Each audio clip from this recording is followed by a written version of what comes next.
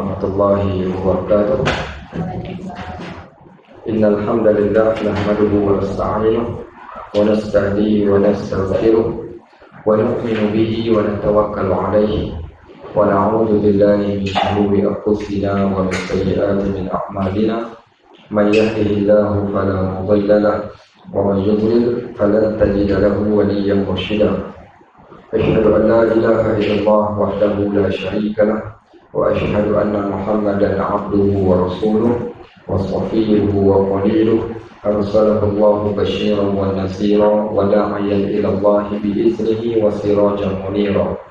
Shalawatullahi wa salamuhu alaihi ala habibina al-mustafa wa ala rasulina al-karim sallallahu alaihi wasallam wa ala alihi wa sahbihi wa man tabi'ahum bi ihsanin ila yaumiddin. Allahumma aftah alaina futuhal arifina bi hikmatik. Allahumma aftah alaina hikmataka wanshur alaina min qada'ini rahmatika ya arhamar rahimin. Allahumma la sahla illa ma ja'altahu sahla wa anta taj'alul hazna idza syi'ta sahla. Sahhil lana umurana bi rahmatika ya arhamar rahimin. Allahumma inna nas'aluka 'ilman nafi'a wa nas'aluka rizqan thayyiban wa 'amalan mutaqabbala. Rabbana zidna 'ilman yanfa'una, Rabbana yassir wa la tu'assir wa tammim bil khair walhamdulillahi rabbil alamin. Baik, muslimin dan muslimat rahimani wa rahimakumullah. Alhamdulillah diizinkan Allah pada pagi ini kita dapat sambung membaca kitab ringkasan Riyadhus Shalihin. Kita sampai ke surat yang ke-29, tajuk yang baru iaitu tajuk bab Fadlul Ilm, kelebihan menuntut ilmu, dan juga al-amru bil ma'ruf, dan mengajak manusia kepada kebaikan. Sebelum itu, pagi ini saya mohon maaf. Patutnya saya ada program di Uniman pukul 10 pagi. Tapi YB punya pasal, sebab kata YB nak main awal pukul 9 dah pula. Jadi saya kata ada kelas pagi ni lah patutnya. So kita akan habis awal, mungkin sekitar 8.30 kita habis. Okay, sebab itulah Uniman sini ke Uniman mau 45 minit, 40 minit juga rasanya, dalam sekitar itulah 40 minit. Pagi-pagi kita tahu macam mana keadaan. Dia membuat sambutan oleh Rasul peringkat kampus, peringkat universiti, dirasmikan oleh YB. Takut nanti tukar rasmi sampai dulu daripada penceramah. Ada di Melaka ni, dia orang kata orang paling handal Ustaz Najib. Saya tanya kenapa? Dia kata biasanya kalau majlis dengan Tun Ali Mustam, makruflah dia akan datang lambat. Kebiasaan dia datang lambat. Tapi ada satu majlis ni Ali Rustam dah sampai, Ustaz Najib belum sampai. Dia kata Ustaz memang handal lah. Kebiasaannya Ali Rustam yang datang lambat. Kali itu Ali Rustam pernah tunggu Ustaz. Tak apalah, habuan dia. Tapi dia okey. Dia okey. Baik, sahabat-sahabat muslimin dan muslimat rahimani wa rahimakumullah. Hari ini kita akan membaca satu tajuk yang penting, dan tajuk itu kita sedang buat.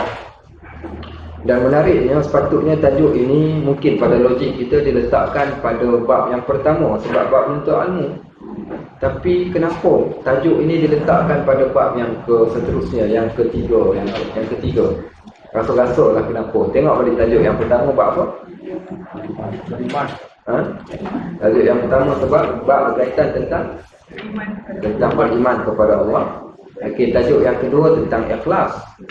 Okey, tajuk yang ketiga berkaitan tentang takut dan muraqabah. Okey, baik. Tajuk yang keempat bergantung harap kepada Allah. Lah tawakal, kemudian cinta, lah sekali baru masuk kelebihan menuntut ilmu. Apa sebab rasa-rasa lah kenapa? Tahu? Tahu? Okey, kenapa dia tak mulakan dengan kelebihan menuntut ilmu dulu? Kita suka menuntut ilmu tu detik. Bila kita dah kenal Allah, kita dah bawa kita kenal Allah. Okey, ya, baik. Yang pertama, manusia ni dia ada satu benda, seumpama kereta dia ada dynamo. Dynamo apa? Dinamo. Bukan jenama. Dynamo, betul kan? Dynamo tu bukan sabun pencuci baju tu. Okey, dynamo ni yang menggerakkan sebuah kereta. Okey, dia menggerakkan sebuah kereta. Maka iman ni seumpama dynamo. Okey, so kereta mungkin dah siap, tapi kereta belum boleh bergerak. Sebab dinamo ni belum dipasang. Dan fungsi dinamo ni untuk nak menggerakkan. Begitulah juga. Sebab itu kalau kita tengok ciri-ciri orang yang berjaya, mungkin kita boleh letakkan pelbagai tips untuk orang yang berjaya, tapi tak. Allah tulis dalam surah Al-Baqarah ayat 1 sehingga 5. Kemudian yang terakhir daripada ayat ke-5 Allah kata wa ulaika humul muflihun. Mereka adalah golongan yang berjaya. So siapa golongan yang berjaya ni? Bila kita tengok golongan yang berjaya ni, Allah perincikan satu persatu. Bermula dengan Allah mengatakan zalikal kitabul la raiba fihi hudan lil muttaqin. Ini kitab Al-Quran, tiada keraguan, petunjuk bagi orang yang muttaqin. Siapa orang yang muttaqin? Orang yang berjaya. Tapi siapa mereka? Allazina yu'minuna bil ghaib. Orang yang beriman dengan perkara ghaib. So starting dia Allah dah start dah orang yang beriman dengan perkara ghaib. Kenapa beriman kepada perkara ghaib? Kita takkan buat pada benda yang kita tak percaya. Bukankah macam tu? Baik, contoh kalau kita tanya datang, kalau kita tanya kenapa hari ni ibu-ibu, ayah-ayah datang ke majlis ilmu pada pagi ni, kenapa datang? Kita datang, mungkin ada orang datang sebab kawan ajak. So dia datang dengan jiwa yang kosong, tanpa matlamat. Tapi kalau orang yang datang dengan satu kepercayaan, i'tiqad, ada pahala di situ, dia akan datang dengan besar hati. Dan dia akan datang dengan perasaan yang sungguh-sungguh. So umpama orang yang bangun di tengah malam untuk qiyamul lail, kalau dia tak tahu apa yang ada pada tengah malam tu, nescaya dia tak akan bangun. Tak percaya yang di sebalik sedekah tu ada kebaikan, dia tak akan bersedekah. Bukan semata-mata kerana sedekah sebab kesihan belas pada orang, tapi disebabkan kerana ada sesuatu yang dia percaya, yang dia pegang. Dan benda itu berada di dalam hatinya, iaitu iman. Iman ini adalah satu i'tiqad, adalah satu pegangan, kepercayaan yang dia pegang. Maka bila dah percaya, ceritalah apa sekalipun lepas tu, nescaya mereka akan buat. Sebab itu di sana bila dilihat para sahabat ridwanullah alaihim ajma'in, generasi yang pertama, mereka ini kuat. Kekuatan mereka bukan kuat makan sekali makan 13 pinggan, tak. Dia bukan kuat berperang semata-mata, dia bukan kuat bergusti, tetapi kekuatan mereka terletak pada iman yang jelas, terletak pada kebersihan hati yang ada pada mereka, sehingga menjadikan mereka sanggup buat benda yang orang tak mampu buat. Maka yang ni dipanggil dengan iman. Maka iman ni dinamo yang menggerakkan kita, yang menjadikan kita orang yang tak mampu buat pun, dia akan mampu buat. Apa yang menyebabkan seorang keluar daripada rumah pergi ke masjid? Iman.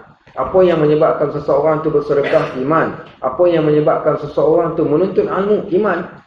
Apa kaitan menuntut ilmu dengan iman? Bukankah Nabi SAW sebut, man salaka tariqan yaltamisu fihi ilman, sahalallahu lahu tariqan ila jannah. Siapa yang menempuh satu jalan untuk menuntut ilmu, Allah akan mempermudahkan jalan bagi mereka ke syurga.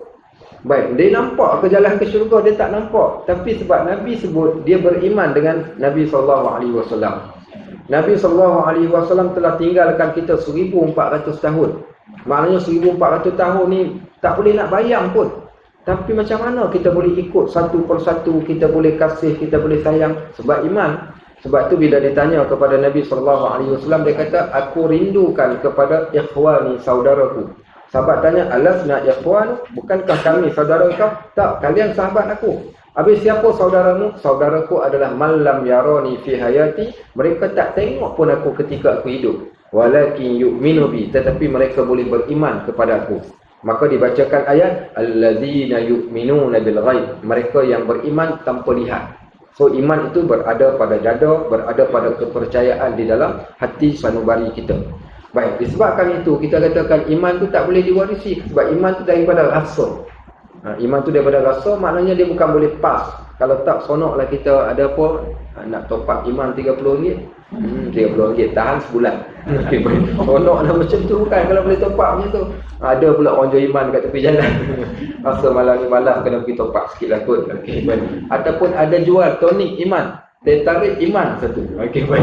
Minum teh tarik iman, iman akan bertambah. Allahu Akbar, jadi bisnes pula, bisnes iman.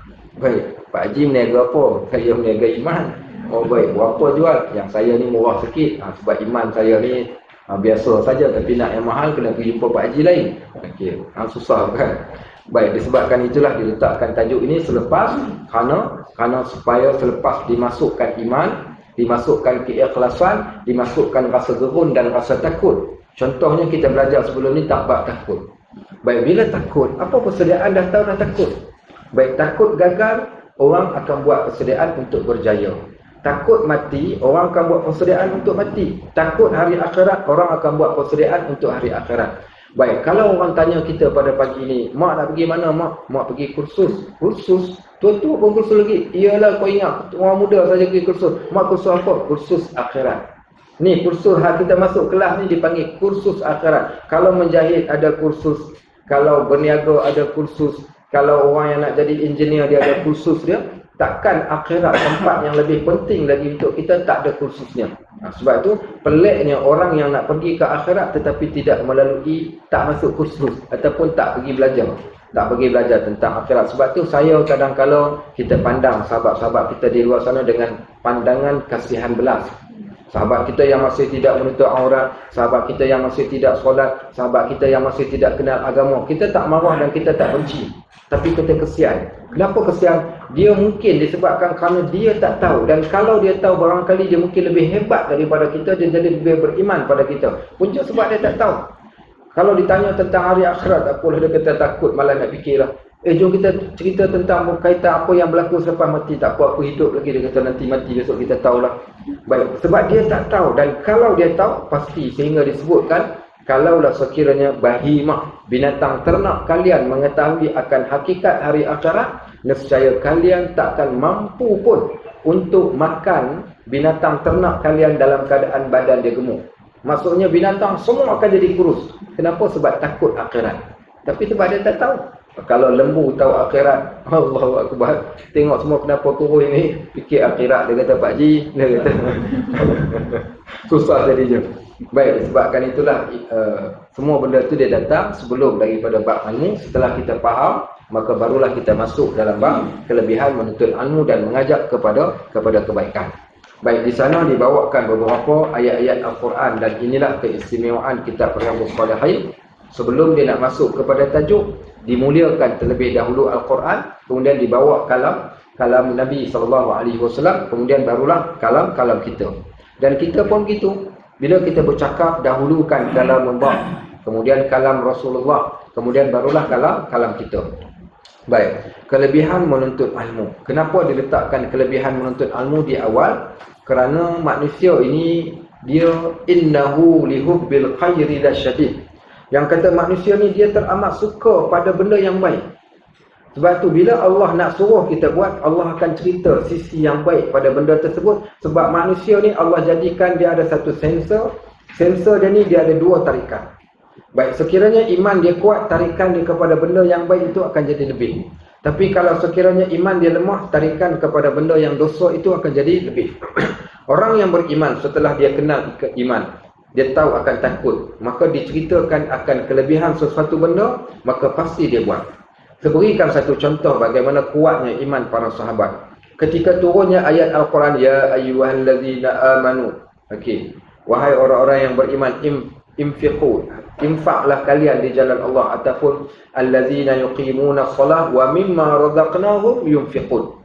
Ayat Al-Quran datang cerita tentang infak, tentang bersedekah. Apa berlaku dekat para sahabat? Para sahabat bukan semua yang kaya. Ada di antara mereka yang miskin. Disebabkan kerana mereka miskin, bila turun ayat cerita tentang sedekah, mereka yang menerima sedekah, bukan memberi sedekah.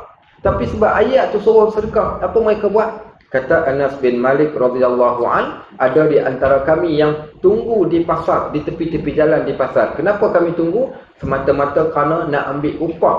Kalau dapat tolong orang, dapat upah, dengan upah itulah kami dapat melaksanakan perintah ataupun ayat Allah tu tadi. Baik, kenapa begitu? Kerana mereka mengetahui apa yang ada di sebalik infak tu tadi. Contohnya, kan saya tak ingat, mungkin saya pernah sebut dekat sini. Di kalangan muhajirin, ada yang kaya, ada yang miskin. Yang kaya, okey, dia boleh buat semua benda yang Islam anjurkan. Islam suruh sedekah, dia boleh sedekah. Islam suruh solat, dia boleh solat. Islam suruh pergi haji, dia boleh pergi haji. Sebab dia ada duit.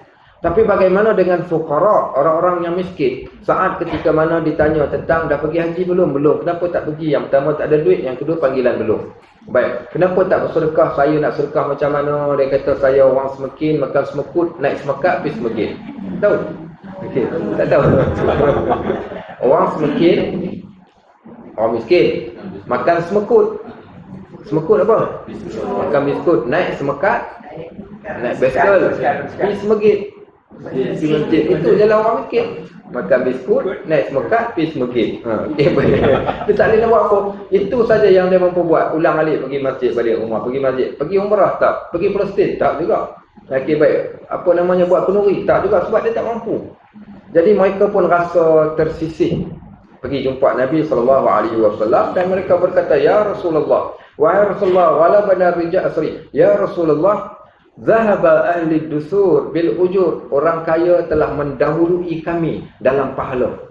Orang kaya dia boleh itu, dia boleh sedekah, dia boleh pergi haji, dia boleh buat macam-macam benda.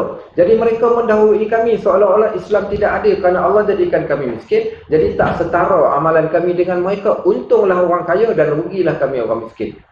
Jadi Nabi SAW dengar tu rasa kesian. Nabi kata, nak tak aku ajarkan kalian satu amalan, dengan amalan tadi kamu akan jadi setara dengan orang kaya. Baik, apa dia? Jangan tinggalkan setiap kali lepas solat 33, 33, 33 tasbih, tahmid, takbir. Kalau kamu buat 3 benda ini, nescaya Allah jadikan pahala kamu sama dengan pahala orang kaya yang bersedekah tadi. Maksudnya Allah cover balik. Kita tak mampu sedekah, tapi kita mampu dengan berzikir yang menyamai pahala sedekah orang kaya tadi. Besok dia orang datang lagi, dia kata, "Ya Rasulullah, kami dapati orang kaya pun buat macam kami juga." Kan dah lebih pula. Baik, jadi kata Nabi SAW, "Zalika fadlullahi yu'tihi man yasha." Itu kelebihan lah Allah bagi kat dia. Dah buat macam mana? Okey, masing-masing punya kelebihan. Baik, so kita, amalan kita mungkin tak sama. Ada orang pahala dia bertambah sebab puasa. Dia rajin puasa, Alhamdulillah. Ada orang dia tak puasa tapi dia bangun malam, Alhamdulillah. Ada orang dia tak bangun malam dan dia tak puasa tapi dia bersedekah, Alhamdulillah. Ada orang semua dia tak mampu buat tapi dia mampu hadir dalam majlis ilmu, Alhamdulillah.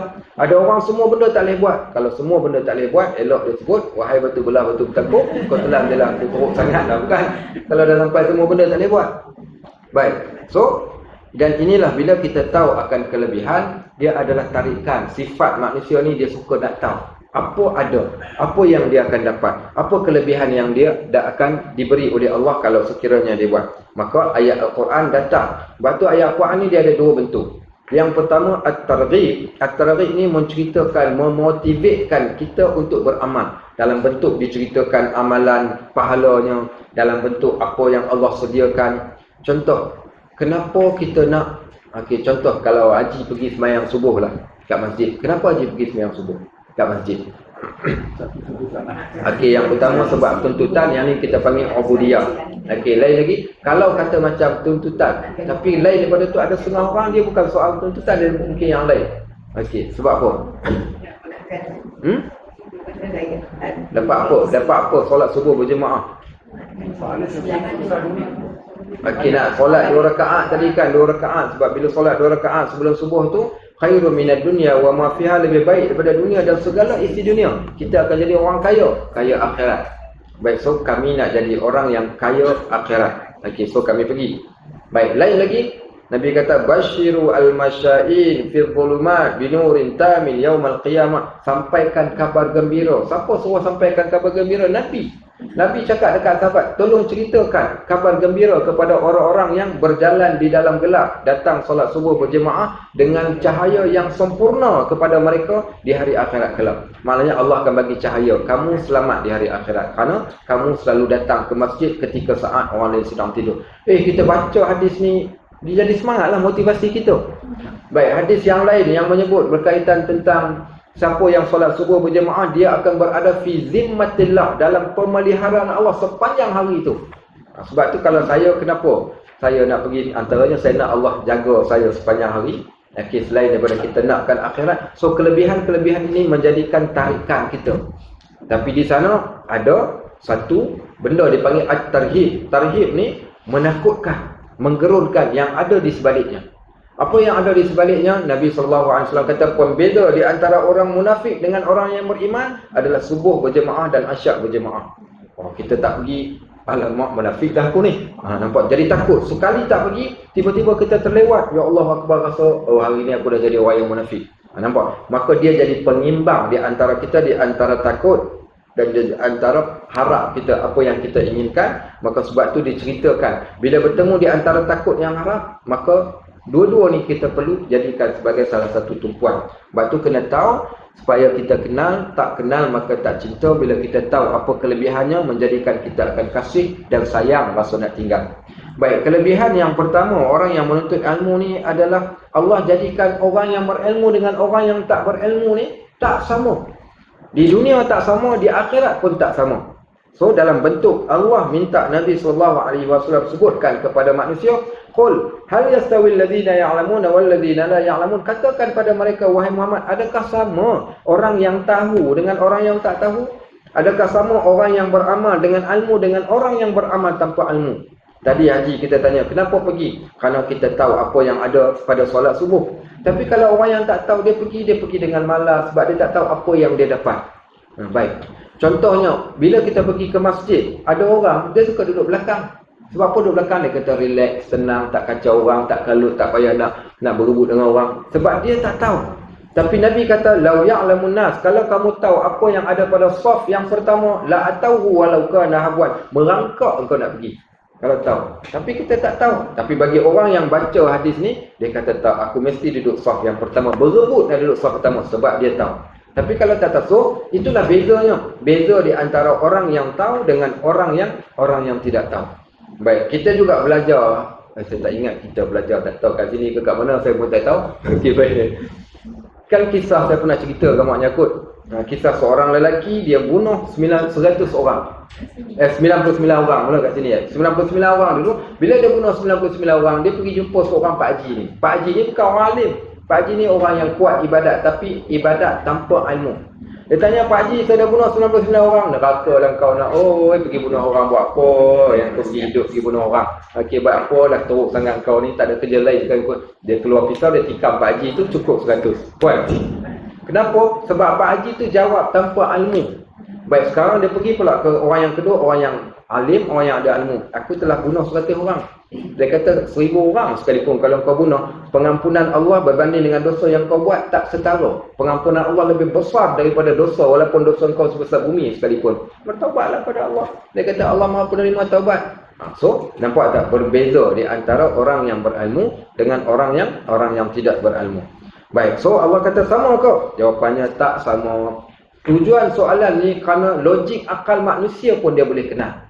Logik akal manusia dia boleh tahu di antara orang yang berilmu dengan orang yang tak berilmu dapat dilihat pada tasarrufat, pada penampilan dia, pada akhlak dia, pada perbuatan dia, maka amat berbeza dengan orang yang tidak berilmu. Baik, yang pertama beza di antara orang yang berilmu dengan orang yang tidak menuntut ilmu, pasti menuntut ilmu lebih baik. Baik, yang kedua, ayat yang kedua ini Allah Subhanahu Wa Taala nak menceritakan orang yang menuntut ilmu ni dia mempunyai darjat dan dia tak sama dengan orang yang lain. Ayat pertama tadi tak sama. Ayat kedua Allah angkat darjat orang yang berilmu. Yarfa'illahu alladhina amanu minkum. Allah angkat di antara kalian, di kalangan orang yang beriman ni tak sama darjat kita. Dan siapa yang Allah angkat di antara orang yang beriman yang ramai ni? Walladzina utul ilma darajat. Iaitu bagi orang yang berilmu ini, yang diberikan pada dia ilmu dengan beberapa darjat, melebihi daripada orang yang lain. So orang yang berilmu, dia darjatnya lebih berbanding dengan orang yang lain, berbanding dengan manusia-manusia yang lain yang beriman kepada Allah. Baik, yang ketiga kata Allah Subhanahu Wa Taala, poin yang ketiga ini nak menceritakan apa tujuan ilmu dan apa tujuan penghasilan ilmu dan kesan ilmu tersebut. Maka disebut orang yang berilmu ini innama yakhsyallaha min ibadihil ulama. Orang yang takut kepada Allah adalah terdiri di kalangan para hambanya orang yang berilmu. So di sini apa pengajaran kat sini? Okey, siapa saja saya dah tinggalkan nak tanya. Apa yang tuan-tuan nampak? Bila ayat ni kata sesungguhnya orang yang takut ke Allah adalah terdiri di kalangan orang yang berilmu. Okey, apa nampak? Nampak tak? Waktu Nabi SAW dia doakan pada Ibnu Abbas, Allahumma atihil hikmah. Ya Allah, berikan pada budak ini kebijaksanaan.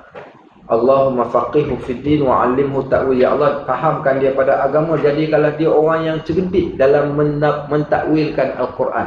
Maksudnya bila dia tengok ayat Al-Quran tu, dia tahu apa yang tersirat di sebalik ayat. Siapa yang nampak? Apa yang saya nampak? Innama yakhshallah min ibadihi ulama. Orang yang takutkan Allah ni adalah terdiri di kalangan orang yang alim. Okey. Apa boleh describe ayat ni? Apa yang nampak? Apa ada di sebalik ayat? Tak nampak? Okey, baik. Okey, sekarang saya ceritakan. Bila dia sebut macam ni, nak gambarkan apa? Tujuan matlamat ilmu tu salah satunya untuk apa? Untuk menghasilkan rasa takut. Siapa yang belajar tapi dia tak takut, maknanya ilmu yang dia belajar itu tak berbekas pada hati. Tujuan belajar, tujuan dapatkan ilmu untuk menghasilkan rasa takut dan gerun. Kalau dengan belajar tak menjadikan dia rasa takut dan gerun, maknanya ada ilmu tadi tu tidak bermanfaat. Sehingga sebahagian ulama mengatakan, apakah ilmu yang paling bermanfaat? Ilmu yang paling bermanfaat bila mana dengan ilmu tersebut menjadikan dia takut pada Allah. Bermanfaatlah ilmu itu. Sebab tu bila ada orang tanya pada saya, dia kata, Ustaz, Pak Haji dah pencen. So Pak Haji nak buat apa lepas pencen ni? Ikut suka Pak Haji lah. Pak Haji pun tahu kot. Pak Haji bukan calon-calon orang. Pak Haji ni bekas pengarah dulu ni bukan. Okey, baik, tak apalah kalau ada Ustaz kata macam tu. Saya ingat nak daftarlah nama dekat beberapa kelas. Okey, Pak Haji daftar kelas apa? Kelas pertama kelas Taranum, kelas yang kedua kelas Tajwid, kelas yang ketiga kelas apa namanya? Kelas apa? Kelas belum talaki lagi. Contohnya, ada orang selepas pencen dia belajar Taranum. Saya kata minta maaf lah, saya bukan tak bagi. Saya kata Taranum dia bagi orang muda cukup lah. Kalau dah pakai poliden, saya kata nak Taranum kok mana? Okey, baik.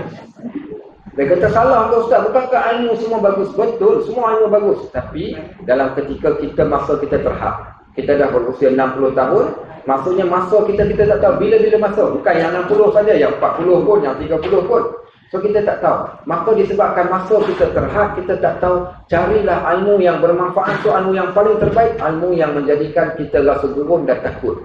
Sebab kita kenal siapa kita, jenis manusia ni bila dia takut dia buat. Tapi bila dia tak takut, dia takkan buat.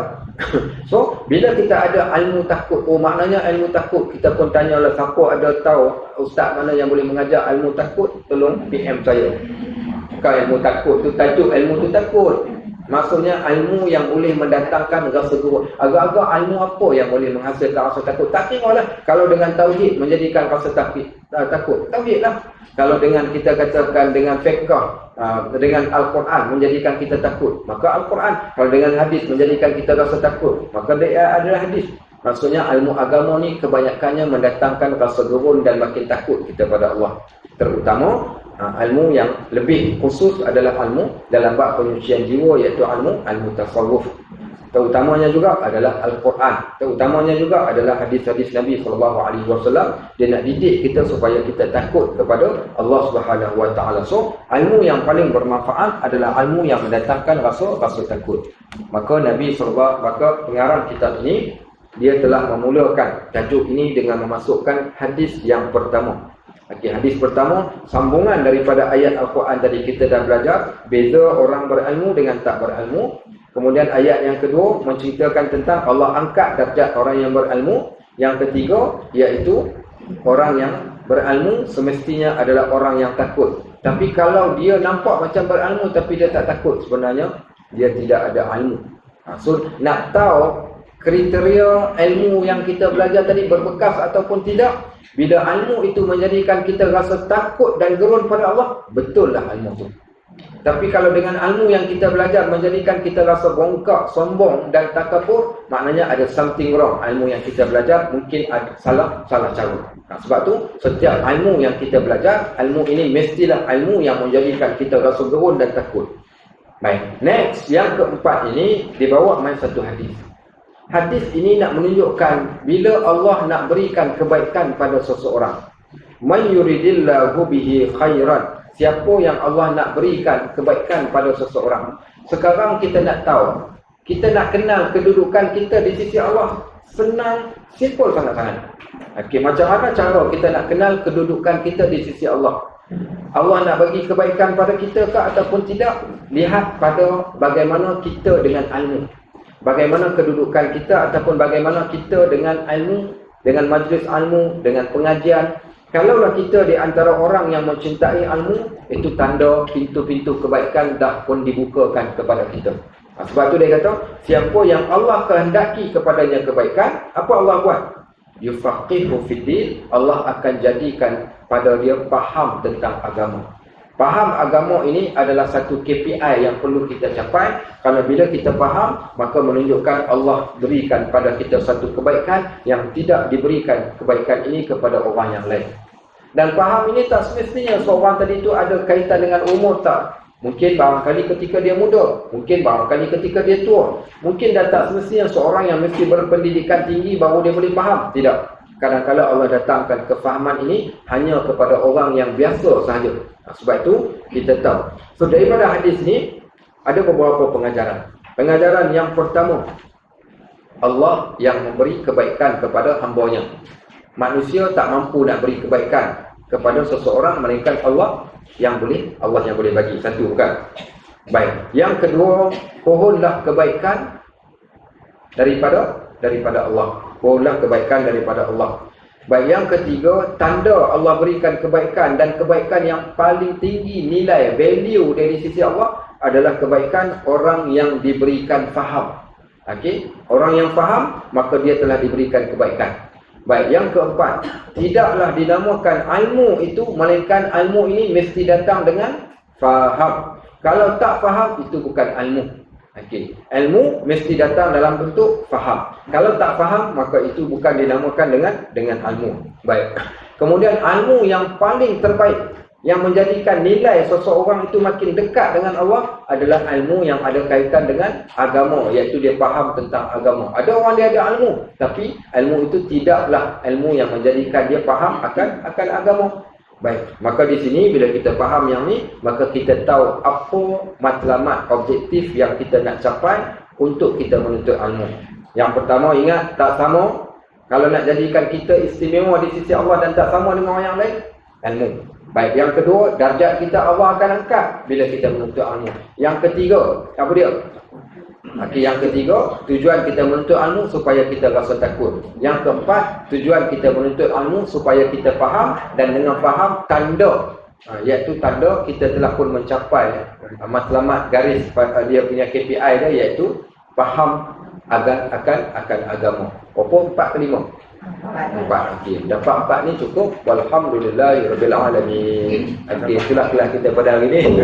Insya-Allah tak mampu malah tudriku kulluh la tatruku kulluh. Benda tak mampu buat semua, jangan kita tinggalkan semua. Sekurang-kurangnya setengah jam pun jadilah. Nanti kita sambung next episode kita nanti, insya-Allah, hadis yang seterusnya. Baik, barakallahu fikum wa jazakumullahu khairan katsira.